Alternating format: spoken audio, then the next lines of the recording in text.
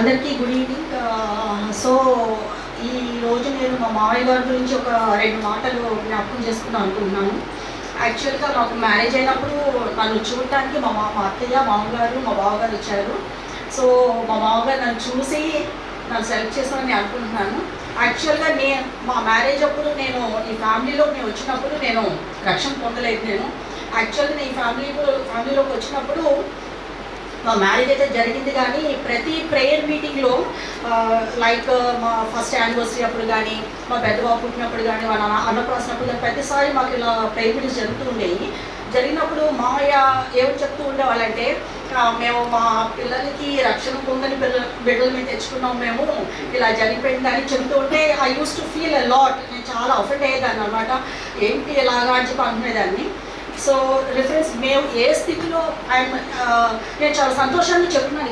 నేను ఏ స్థితిలో నుంచి నేను ఫిజికల్గానేమి, స్పిరిచువల్గానేమి, ఫైనాన్షియల్గానేమి దేవుడు నన్ను మా ఫ్యామిలీని ముఖ్యంగా నన్ను ఎంతగా బ్లెస్ చేశాను చెప్పడానికి నేను చెప్తున్నాను. నేను యాక్చువల్గా 1 Samuel 22వ అధ్యాయంలో ఉంటుంది అనమాట. ఏమని దావీదు దగ్గరికి వస్తారన్నమాట. దావీదు అక్కడ నుండి బయలుదేరి అదుల్లమ గుహల వరకు తప్పించుకొని పోగా అతని సహోదరులను, అతని తండ్రి ఇంటి వారందరూ ఆ సంగతి విని అతని ఎదుకు వచ్చింది. మరియు ఇబ్బంది గల వారందరూ, అప్పులు చేసుకున్న వారందరూ, అసాధారణమైన వారందరూ అతని ఎదురు కూడుకొనగా అతడు వారికి అధిపతి ఆయను.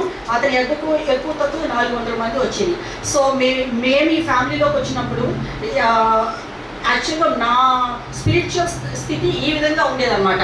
నిజంగానే ఒక అసమాధానంగా ఏమీ లేని జీరో పరిస్థితి నేను ఫ్యామిలీలో రావడం జరిగింది నేను.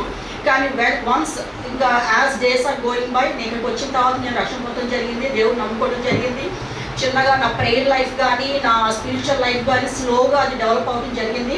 ఇంకా నెక్స్ట్ అది ఎంతగా మావిని మేము ఎంత ఒక ఇదిగా తీసుకునేవాళ్ళం అంటే, మామూలుగా irrespective of seasons, rainy season అవ్వండి, వింటర్ అవ్వండి, సమ్మర్ అవ్వండి, మార్నింగ్ 4 o'clockకి అక్కడ మాకు బాపట్లో ఇసుక నేల అనమాట. ఆ ఇసుక నేల మీద చిన్న చాప ఉండేది. ఆ చాప మీద మోకరించి ఆయన ప్రేయర్ చేస్తూ ఉండేవాళ్ళు. నేను ఎప్పుడు మోకాళ్ళే చూస్తూ ఉంటాను. నా కళ్ళు ఎప్పుడు మా మామయ్య గారి ఈయన ఎంత ప్రేయర్ చేస్తే అసలుకి ఆ మోకాళ్ళు అలా ఉన్నాయి, మా అత్తయ్య ఇట్లా ఉన్నారు, ఆవిడ ఇంత హెల్దీగా ఉన్నారు, పిల్లలు ఇంతగా ఫ్లరిష్ అయ్యారు. అసలు ప్రతి ఒక్కరు 4 పిల్లలు, మగ పిల్లలు ఇంత ఇదిగా ఎవరు ఎక్కడ ఏ ఇది లేకుండా ఇంత ఇదిగా అయ్యారు. ఏంటంటే మామయ్య ప్రేయర్స్, ఆయన ఎంత ప్రేయర్ చేస్తున్నారు అంటే I always use to observe his prayer life only. ఆయన చాలా ప్రేమగా ఉండేవాడు. చాలా అది కాదురా, ద ఫస్ట్ పర్సన్ నేను విన్నది ఎవరంటే అది కాదురా, ఇది కాదురా అని మాట్లాడేవాళ్ళు అనమాట. సో మావయ్యని చూసే మోటివేట్, నేను అఫెండ్ అయిన మాట వాస్తవమే. ఎప్పటికప్పుడు నేను ఇట్లా దేవుడు నమ్ముకొని పిల్లల్ని తెచ్చుకున్నాను చెప్పేసి మావయ్య అంటుండవు ప్రతి ప్రేయర్ మీటింగ్. అది నాలో ఒక ఫైర్ని క్రియేట్ చేస్తూ ఉండేది. స్లోగా అలా మేము మావయ్యని చూసి ఇది అవుతూ ఉండేము. నెక్స్ట్ నా స్టేజ్, నా స్పిరిచువల్ లైఫ్లో నేను ఎలాగ అయ్యాను అని అంటే, ఇదే ఈ 1 Samuelలో 22 chapterలో ఉన్న వాళ్ళు 2 Samuel 23rd chapterకి వచ్చేసరికి వాళ్ళు ఎలా అయ్యారు అని అంటే కనుక 1 second I read it. 2 Samuel 23వ అధ్యాయంలో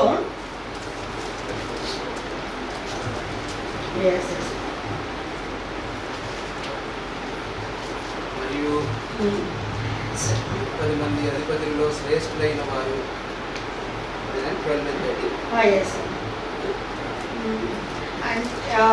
దోదో కుమారుడైన ఎలియాజరు చేతికి కత్తి తిమ్మిరిపోనేను అనే వచనం ఉంటుంది అనమాట. సో ఏ విధంగా అయితే వాళ్ళు అంత షార్ప్గా అసమాధానముగా అసలు ఏమీ లేని స్థితిలో ఏ విధంగా అయితే అదుల్లో గుహంలోకి వాళ్ళు వచ్చారు. ఈ 2 Samuel 23rd chapterకి వాళ్ళు వచ్చేసరికి వాళ్ళు మరియు 30 మంది అధిపతులలో శ్రేష్ఠులైన 3 కోతకాలమున అదుల్లాము గుహలోనున్న దావీదు నద్దకు వచ్చిన వారు ఫిలిష్తీయులు రెఫాయిము లోయలో దండు దిగి ఉండగా.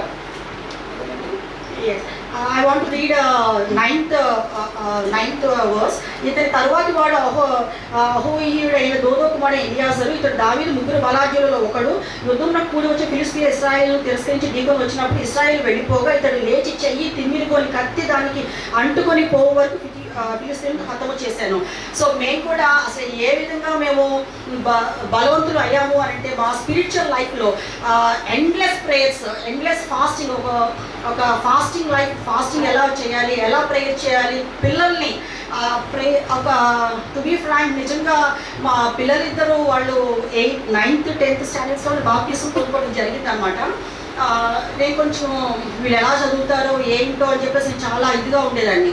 కానీ మన మావిని ఎగ్జాంపుల్గా పెట్టుకొని మనం ప్రేయర్ చేసి దేవుళ్ళో ఉంటే చాలు, God will bless our children అని అదే దీంతో నేను ప్రేయర్ చేసుకోవడం జరిగింది. ఇదే విధంగా స్పిరిచువల్గా నా ప్రేయర్ లైఫ్లో నేను మావిని ఎగ్జాంపుల్గా తీసుకొని నేను చేయటం వలన ఇన్ ఆల్ ఆస్పెక్ట్స్ మా ఫిజికల్ లైఫ్లో కానీ, స్పిరిచువల్ లైఫ్లో కానీ, మా ఫ్యామిలీ లైఫ్లో కానీ, మా పిల్లల లైఫ్లో కానీ, మా జాబ్ లైఫ్లో we have seen endless blessings.